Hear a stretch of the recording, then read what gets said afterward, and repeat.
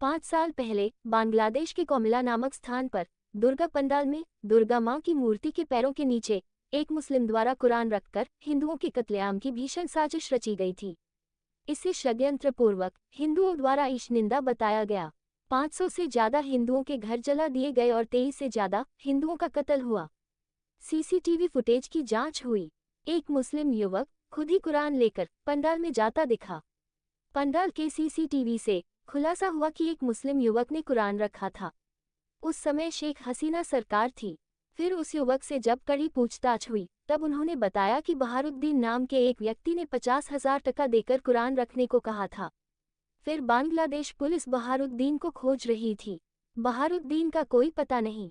पिछले दिनों कोलकाता में किसी ने बहारुद्दीन को घूमते हुए देखकर उसका वीडियो वायरल किया।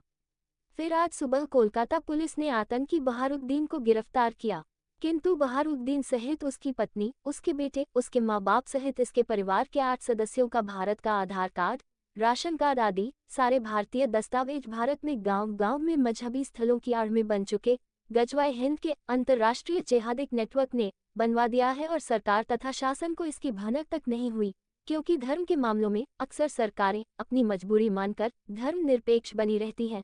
क्योंकि श्रीमती इंदिरा फिरोज ने आपातकाल लागू कर और संसद को निलंबित कर 1976 ईस्वी में भारत के संविधान को ही बदल दिया है और सनातन धर्मावलंबी भारत को जबरन धर्मनिरपेक्ष बना दिया है। इसके कारण भारत में अंतर्राष्ट्रीय जिहादिक नेटवर्क की ऐसी साजिशें बढ़ती जा रही हैं और शासन के पास अक्सर मूल संविधान में नहीं होने के कारण इस गैर संवैधानिक धर्मनिरपेक्षता का बहाना रहता है।